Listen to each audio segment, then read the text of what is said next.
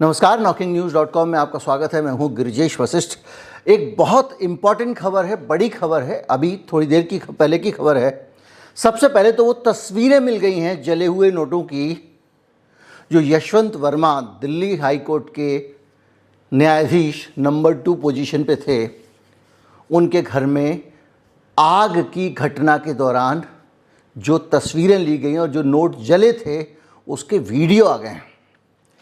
Video अब मैं यहाँ चलाऊँगा, डॉक्यूमेंट यहाँ चलाऊँगा और बात करेंगे हम यहाँ पर खड़े होके, ताकि आपको ज़्यादा से ज़्यादा स्पेस में वो चीज़ें देखने को मिल सकें। अब मैं पूरी बातचीत का सिलसिला आपके सामने रखता हूँ। ये जो वीडियो है ये मुझे कहाँ से मिला? ये वीडियो सुप्रीम कोर्ट ने दिया है। सुप्रीम कोर्ट की एक प्रेस रिलीज आई है जिसमें घटनाक्रम की जानकारी दी गई है, और इस घटनाक्रम की जो अधिकृत जानकारी आई है इसमें यह भी पता चला है कि जस्टिस वर्मा का कहना क्या है, पुलिस का कहना क्या है, सुप्रीम कोर्ट में जांच रिपोर्ट क्या आई है। यानी बहुत सारी डिटेल इसमें है, और जितनी ज़्यादा डिटेल आई हैं उतना ही ज़्यादा षड्यंत्र, साजिश और इन सब चीज़ों का जो शक है वो मन में बढ़ता जा रहा है। पहले मैं आपको बताता जाता हूँ, 22 मार्च को आज यानी एक प्रेस रिलीज जारी की है सुप्रीम कोर्ट ऑफ इंडिया ने, जिसमें बताया गया है कि मुख्य न्यायाधीश ने एक 3 सदस्यीय समिति की गठित की है, और ये दिल्ली हाई कोर्ट के सामने जो आरोपों की जांच करेगी। इसमें हिमाचल प्रदेश और Haryana high court, Punjab Haryana high court के मुख्य न्यायाधीश शील नाग, हिमाचल प्रदेश हाई कोर्ट के मुख्य न्यायाधीश GS संधावलिया और कर्नाटक हाई कोर्ट के न्यायाधीश अनु शिवरामन शामिल है। यानी 3 हैं, और तीनों में ना तो कोई यूपी हाई कोर्ट का है ना कोई दिल्ली हाई कोर्ट का है। ये लोग इसकी जांच करेंगे, और जब तक जांच पूरी नहीं हो जाती इनको कोई काम, न्यायिक काम नहीं दिया जाएगा। यानी ये कोई वहाँ बैठ के सुनवाई नहीं कर पाएंगे जज साहब जो है। और उनके आवास पर जो 14 तारीख को रात को 11:30 बजे आग लगने की जो घटना हुई थी, उससे जुड़ी हुई जांच रिपोर्ट भी सुप्रीम कोर्ट ने रिलीज़ की है। उस रिपोर्ट की कॉपी भी बीच बीच में यहाँ पर आपको मैं चलाता जाऊँगा, और इसमें बहुत सारी इम्पोर्टेंट बातें हैं, और इन बातों के आधार पर कई सारे एनालिसिस हैं, कई सारी अंदर की बातें हैं, और कई सारे शको शुबा हैं जो मैं आपसे शेयर करूंगा। लेकिन एक तरफ से पहले बताते जाते हैं कि जांच रिपोर्ट में क्या है। रिपोर्ट में घटना का दिन और तारीख बताई गई है, यानी 14 मार्च और रात 11:30 बजे तुगलक क्रीसेंट 30, वहाँ पर इनका बंगला है, सरकारी आवास है, और वहाँ पर जो आग लगी है घटना, ये घटनास्थल अपने आप में एक सवाल खड़ा करता है कि क्या सचमुच न्यायाधीश यशवंत वर्मा के घर में नकदी रही होगी? क्यों? जिन लोगों ने दिल्ली में लुटियंस बंगले देखे हैं या नहीं देखे हैं, उनको इस पर्टिकुलर बंगले का मैं एक एरियल शॉट आपको लगा के दूंगा, यानी आसमान से सैटेलाइट वाली तस्वीर। ये बड़े बड़े बंगले होते हैं, इन बंगलों के अंदर बहुत सारी खुली जगह होती है, पेड़ लगे होते हैं, लंबे लंबे लॉन होते हैं, और काफ़ी जगह होती है इनके अंदर, क्योंकि अंग्रेज़ों के ज़माने के बने हुए हैं। जब नई दिल्ली में जब आपके जब राजधानी आई थी 1911 में, करीब 100-125 साल होने जा रहे हैं, उसके बाद तब ये नई दिल्ली बसाई गई थी। पहले दिल्ली वहाँ दूसरी जगह होती थी, सिविल लाइन्स एरिया में, जहाँ पर जॉर्ज 5 का कोरोनेशन हुआ था, उनकी ताजपोशी हुई थी। उसमें नहीं जाएंगे, देश भर के महाराजा आए थे, बड़े खूबसूरत तस्वीरें थी, कभी मौका आएगा तो दिखाएंगे आपको। लेकिन जहाँ आग लगी है वो जगह वर्मा साहब के रहने की जगह नहीं थी। बंगले के बीच में 4-5 बेडरूम का एक बंगला होता है, उसके बीच में अंदर उनका जो बेडरूम होते हैं, ड्राइंग रूम होते हैं, डाइनिंग रूम होता है, सर्वेंट क्वार्टर, ये सब होता है। और उसी बंगले में, उसी लंबी चौड़ी ज़मीन के एक कोने में कहीं पे एक स्टोर रूम बना होता है। कहीं किसी साहब को अच्छा लगता है वो खेती करवा लेते हैं कहीं लॉन में, तो एक स्टोर रूम बना हुआ था बड़ा सा, और वो जो स्टोर रूम था उसमें जाने के 2 रास्ते थे। एक बंगले के अंदर जो लॉन है उससे होकर लोग जाया करते थे, मुख्य न्याय द्वार के पास में था वो, यानी जो उनके बंगले का मेन गेट है उसके पास में था। तो एक बड़ा सवाल ये है कि जब आप बंगले में घुसते हैं उसके बाद थोड़ा चलते हैं तब आप मुख्य परिसर में पहुंचते हैं, मुख्य आवास में पहुंचते हैं। लेकिन ये था परिसर में, उनके मुख्य आवास से दूर। यानी अगर जज साहब को भी जाना पड़ेगा तो घर से निकल के पैदल चलना पड़ेगा, तब वो इस स्टोर तक पहुंचेंगे। दूसरा, इस स्टोर रूम के 2 रास्ते थे। एक रास्ता तो मेन गेट से था, एक रास्ता बाहर से था सीधे, क्योंकि सर्वेंट क्वार्टर का पीछे का हिस्सा है ये। तो जो सर्वेंट क्वार्टर थे, जहाँ इनके जो कर्मचारी रहा करते थे, उनके घर के बगल में स्टोरेज था, तो उनकी तरफ से भी एक घुसने का रास्ता था। जो वर्मा साहब ने स्टेटमेंट दिया उसके हिसाब से ये खुला पड़ा रहता था, क्योंकि इसमें कबाड़ा पड़ा रहता था, पुराना फर्नीचर, पुराने गद्दे, कालीन, अगर कुछ बर्तन सामान वामान खरीद के लाते हैं हम लोग, उसके गत्ते संभाल के रख लेते हैं वो, और कुछ उपयोगी चीज़ें। और ये काफ़ी मुख्य आवास से अलग था।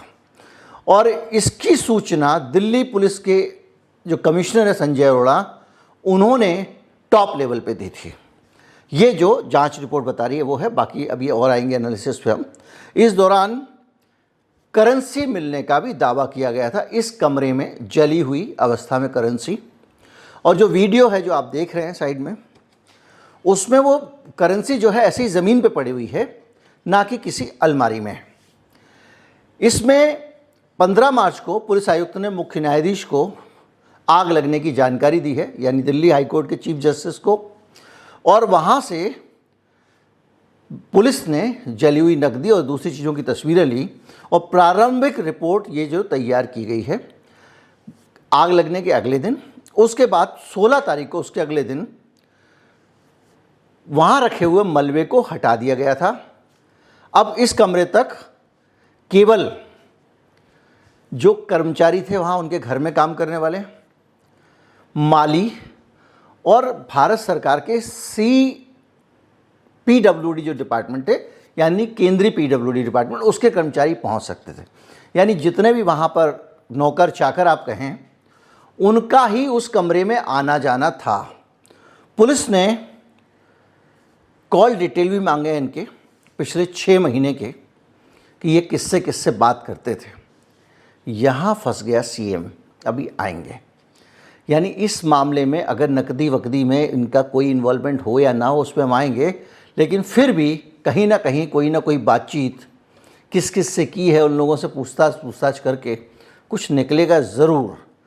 अब उनको भी एक चिट्ठी लिखी गई है 21 मार्च को, यानी जिस दिन आपने अखबारों में खबर पढ़ी उसके अगले दिन, और उसमें उनसे जवाब मांगा गया है और उनसे पूछा गया है कि ये पैसा आया कहाँ से था और वहाँ से पैसा हटाया किसने, और मोबाइल डाटा और मैसेज डिलीट ना किए जाएं, ये उनको कहा गया है। न्यायमूर्ति साहब ने इस आरोपों से मना कर दिया है और कहा ये षड्यंत्र है। उन्होंने कहा कि घटना के दौरान वो भोपाल में थे, उनकी पत्नी भी भोपाल में थी, और उनकी बेटी ने बताया कि घर में आग लग गई है। उनका कहना है कि स्टोर रूम खुला हुआ था, उसमें कोई भी आ जा सकता था। जब मुझे आग बुझाने के बाद, जब मैं गया, जब आग बुझ गई, उसके बाद जस्टिस साहब आए हैं, और इनका कहना है कि जब मैं उस कमरे में गया था तब वहाँ पे मुझे कोई जला हुआ पैसा दिखाई नहीं दिया। और मीडिया रिपोर्ट में जानबूझकर मेरी छवि खराब करने की कोशिश की गई है। ये सुप्रीम कोर्ट की प्रेस रिलीज में लिखा हुआ है। आप अगर कुछ पढ़ना चाहें तो इस प्रेस को फ्रीज कर करके, आप पॉज कर करके पढ़ सकते हैं। अब बहुत सारे सवाल आपके मन में आएंगे।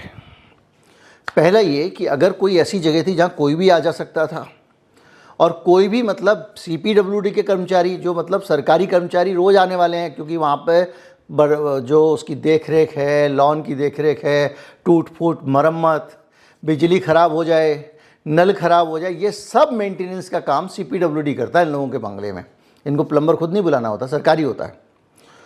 तो रोज़ नए नए कर्मचारी आते हैं और वो उस स्टोर रूम में जाया करते थे, आया करते थे। कई बार वो अंदर जाने का रास्ता भी था एक दूसरा ये है कि वहाँ पर उनके अपने जो कर्मचारी वगैरह भी आया जाया करते थे। तो एक सवाल ये उठता है कि करोड़ों रुपए अगर कोई जरा सा भी आदमी समझदार होगा तो ऐसी जगह पे क्यों रखेगा जहाँ कोई भी आ जा सकता है, और वो भी तब जब वो शहर में भी नहीं है।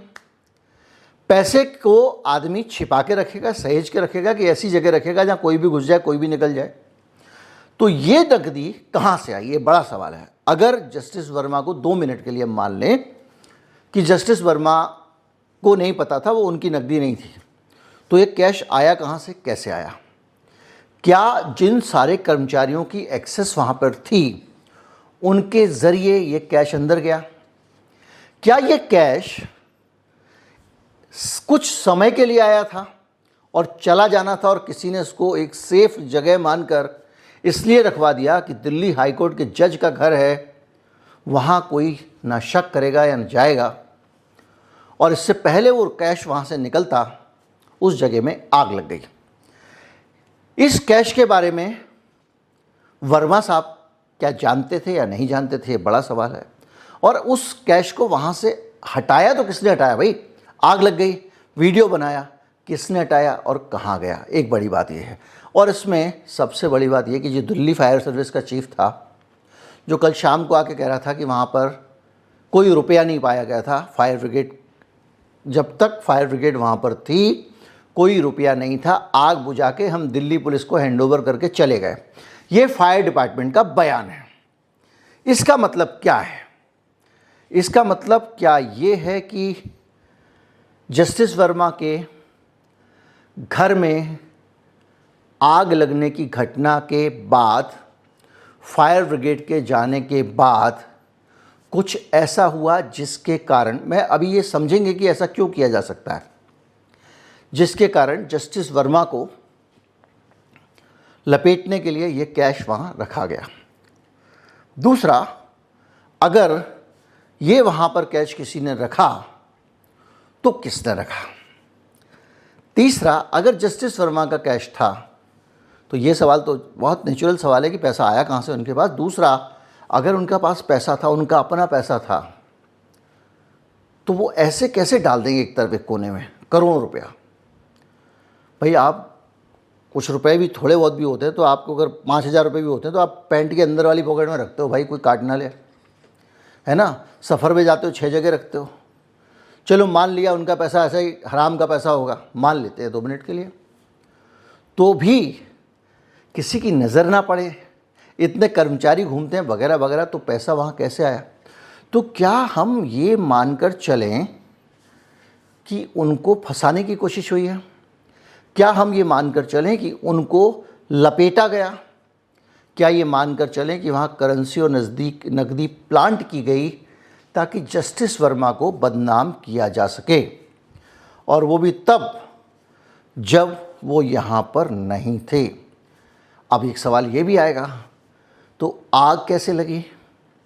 क्या आग जानबूझकर लगाई गई ताकि इस पूरे मामले को अंजाम दिया जा सके? क्या आग उस मौके का इंतज़ार करके लगाई गई जब जस्टिस वर्मा शहर में ना हो और उनके पीठ पीछे से पूरे घटनाक्रम को अंजाम दिया जा सके? क्या हुआ? क्यों हम ये क्यों माने कि जस्टिस वर्मा जो दोषी हैं? 4 दिन से मीडिया चला रहा है दोषी हैं, हम क्यों माने? टाइम्स ऑफ इंडिया के अंदर अगर ये खबर आई है तो टाइम्स ऑफ इंडिया में ये खबर किसने, कहाँ और कैसे प्लांट कराई? जिस रुपए के बारे में वहाँ पर आग बुझा रहे फायर ब्रिगेड के लोगों को नहीं पता था, ऑफिशियल बयान आया उनका, उस रुपए के बारे में टाइम्स ऑफ इंडिया को कैसे पता चला? इसका मतलब ये है कि दिल्ली पुलिस के अंदर से कोई उच्च पदस्थ स्रोत ने ये खबर मीडिया में लीक कराई है। टाइम्स ऑफ इंडिया और उसका एक बहुत सीनियर रिपोर्टर इस खबर को फाइल करता है। इसका मतलब ये है कि ये कम से कम कमिश्नर, जॉइंट कमिश्नर या एडिशनल कमिश्नर के लेवल पे, आईजी, डीआईजी, डीजी टाइप के लेवल पे ये खबर प्लांट कराई गई है। छोटे मोटे आदमी ने ये खबर अखबार को नहीं दी है। तो ये खबर क्यों प्लांट कराई गई? रुपए क्यों प्लांट कराए? क्योंकि जो सर्कमस्टांसेस हैं उसके हिसाब से अभी हम जस्टिस वर्मा को क्लीन चिट देकर ही चलेंगे, क्योंकि अगर वो झूठ बोल रहे हैं तो अलग बात है, वरना जो शुरुआती जांच रिपोर्ट सुप्रीम कोर्ट के पास आई है उसमें तो ये लगता है कि ये तो मुमकिन ही नहीं है कि कोई आदमी अपना पैसा ऐसे डाल देगा ऐसी जगह पे जहाँ दिन में 50 आदमी आते हों, घर के नौकर आते हैं। अरे भाई साहब, घर के नौकर ड्राइवर के पास के सामने लोग बात नहीं करते हैं कोई इधर उधर की। कोई भी व्यक्ति ऐसी गुप्त बातें नहीं करता अपने घर की, और वो व्यक्ति ऐसे आउट हाउस में नोट डाल के रख देगा, असंभव है। तो हम इसी लाइन पे फिलहाल चलते हैं। तो क्या हुआ होगा, कैसे हुआ होगा, इसकी साजिश वाली जो संभावना है उसको अगर हम देखें तो बहुत सारी चीज़ें आपको सोचने को मजबूर करती हैं। एक तो बड़ा सवाल यही है कि नकदी वीर किसने प्लांट की, पहली चीज़। आग किसने लगाई, ये दूसरी चीज़।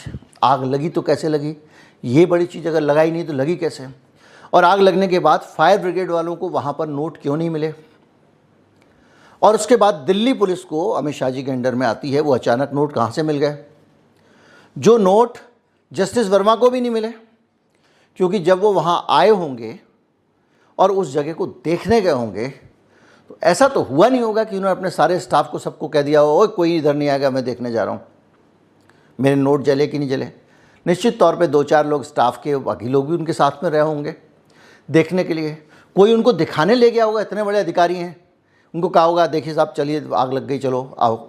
जाहिर बात है कोई भी आदमी ऐसे अकेले तो जाता नहीं। तो वो गए वहाँ पर, उनको नोट क्यों नहीं मिले अगर। और दूसरा ये कि वो नोट गए कहाँ चले हुए। अभी तो खैर वो तो पता चलेगा, पुलिस ने हो सकता है जब्त कर लिया हो, पुलिस ने कुछ कर लिया, वो अलग बात है। अब एक सवाल ये आता है कि किसी ने ये किया होगा तो क्यों किया होगा। अब आपको जस्टिस वर्मा के रिकॉर्ड पे जाना पड़ेगा, उनके बैकग्राउंड पे, जिससे आप समझेंगे कि उनकी प्रॉक्सिमिटी, आइडियोलॉजिकल प्रॉक्सिमिटी क्या थी, वो किस तरह के आदमी थे। देखिए 2-3 मामले मैं बताता हूँ आपको। कांग्रेस पार्टी का चुनाव से ठीक पहले खाता सील कर दिया था इनकम टैक्स डिपार्टमेंट ने। वो राहत के लिए हाईकोर्ट गई थी, यही वर्मा साहब से राहत नहीं दी थी। आम आदमी पार्टी के नेताओं के खिलाफ शराब घोटाले की जांच हुई, मामला दर्ज किया गया, गिरफ्तारी हुई। लोगों ने कहा कि साहब, जो आम आदमी पार्टी वालों ने कहा, उनके वकीलों ने कहा कि ये जब तक जांच करेंगे तो करेंगे, तब तक ये बदनामी कर करके हमारा तो पूरा चरित्रहनन कर देंगे, हमारी तो राजनीति खराब कर देंगे, हमारा तो सार्वजनिक जीवन है। तो आप इसकी जो जांच है उससे जुड़ी हुई बातें मीडिया में ना पब्लिश की जाए, इसके लिए आदेश दे दीजिए। उस बात को भी जस्टिस वर्मा ने नहीं माना था। तीसरी चीज़, जस्टिस वर्मा ने ईडी के अधिकारों को लेकर भी जब चुनौती दी गई थी तो उसको खारिज कर दिया था।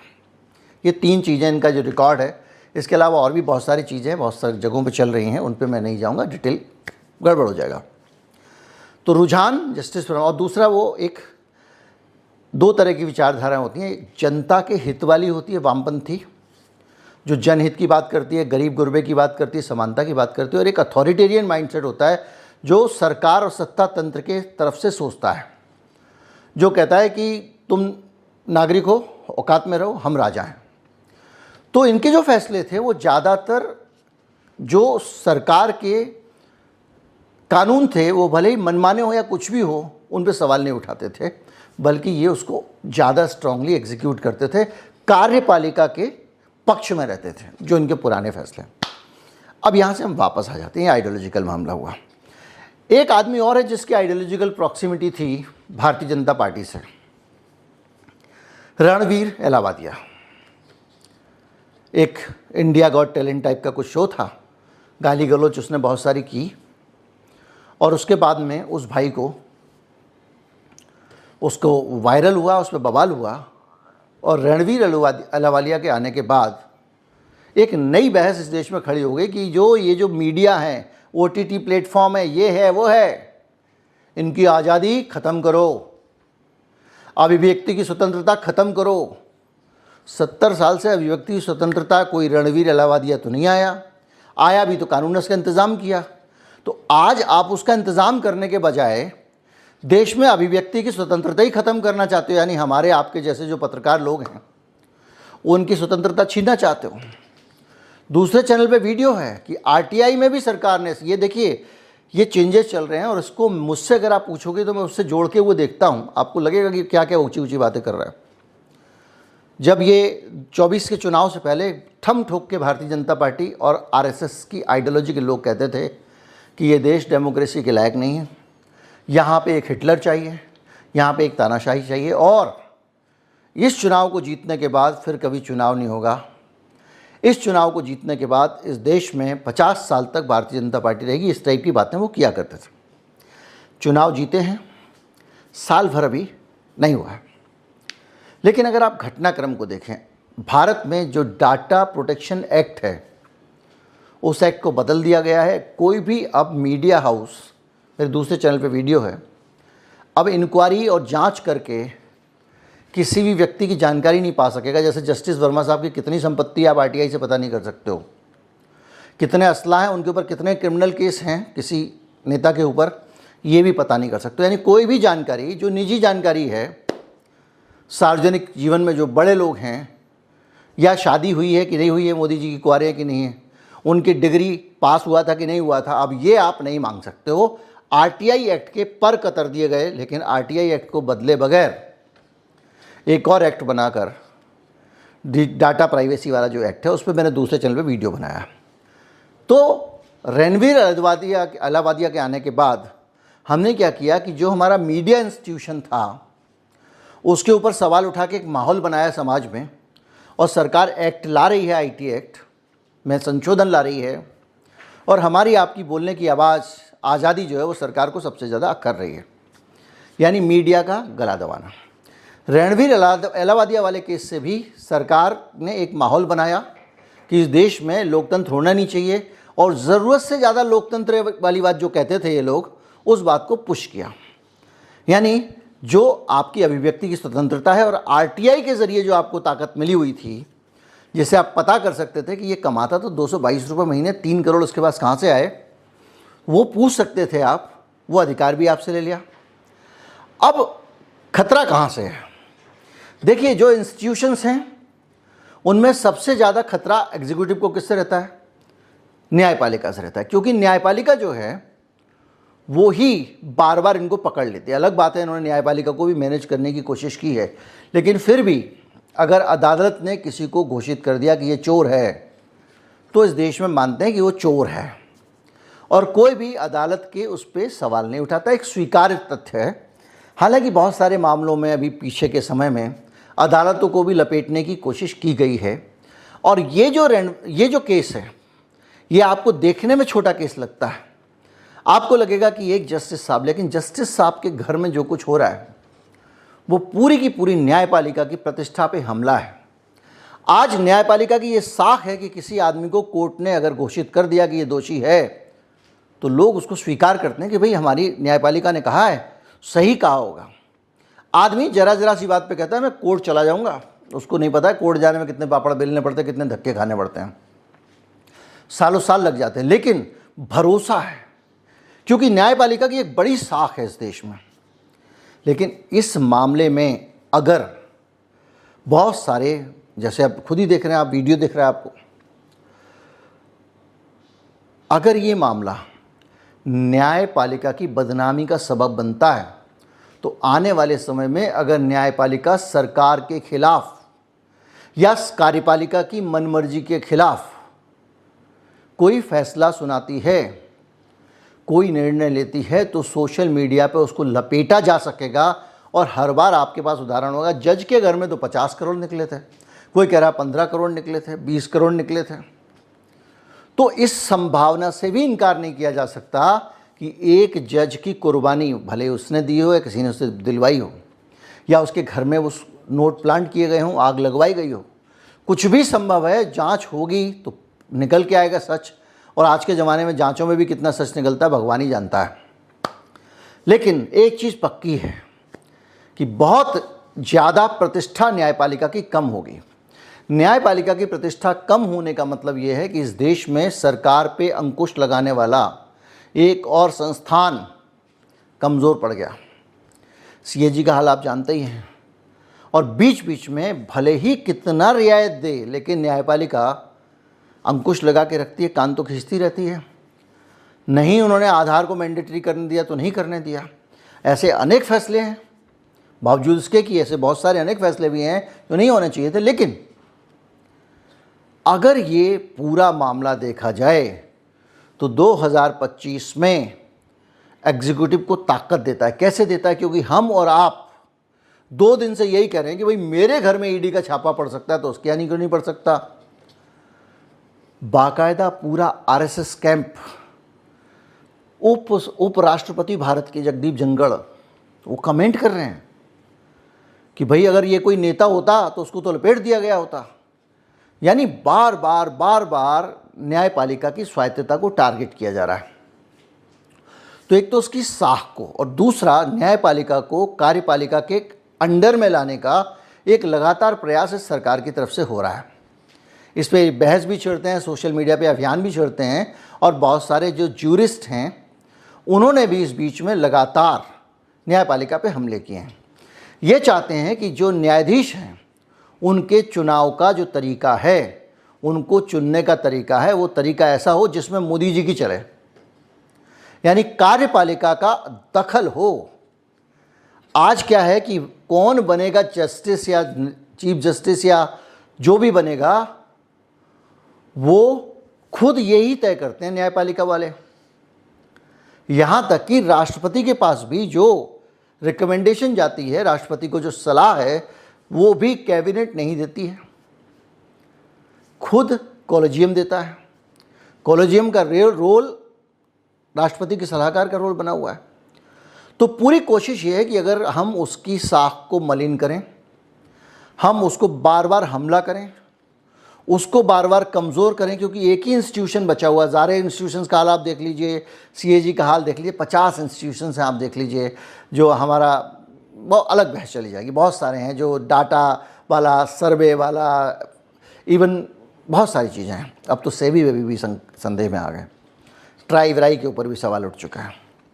तो एक अकेला इंस्टीट्यूशन, मीडिया को तो आपने मलाइन कर दिया, उसकी तो पूरी इज्जत का कबाड़ा हो गया। तो खुद ही उसको पहले कुछ लोगों ने खरीदा, मोटे विज्ञापन देके खरीदा, कुछ टेक ओवर करा लिए गए, कुछ पत्रकार ऐसे घुसा दिए गए जो सरकार से असहमति रखते ही नहीं। तो सरकार मीडिया की तरफ से निश्चिंत, बाकी इंस्टीट्यूशंस को उसने कब्जा कर लिया अपनी ताकत से, और पॉलिटिक्स के अंदर भी किसी को ईडी करके, किसी को ये करके कब्जा कर लिया।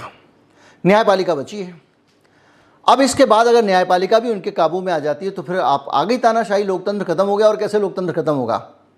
अभी दुनिया भर की जो अभी स्वीडन की एक संस्था है जो पूरे दुनिया में रैंकिंग देती है, उसने कहा नाम मात्र की डेमोक्रेसी बची हुई है, वो ऑब्लिगोक्रेसी क्या कहते हैं, वो आ गई है भारत में। तो ये सिचुएशन हो रही है, और इस सिचुएशन के बीच में इन जज साहब की प्रतिष्ठा खराब होना पूरी न्यायपालिका के सवाल है। अब आप कहोगे तो गलत है, एक कुछ फैमिलीज अपना जो एक प्रोपेगेंडा आया है इनका उसके हिसाब से कुछ फैमिलीज ही चुनती रहती हैं, न्यायाधीशों का तो फैसला ऐसे हो जाता है, वैसे हो जाता है। वो भी एक चिंता की बात है, लेकिन बात यह कि उसका विकल्प क्या हो। वो खुद चुनते हैं, ये फिर भी एक बेहतर तरीका है मोदी जी चुनेंगे उसके मुकाबले। मोदी जी मेरा मतलब व्यक्ति से नहीं है।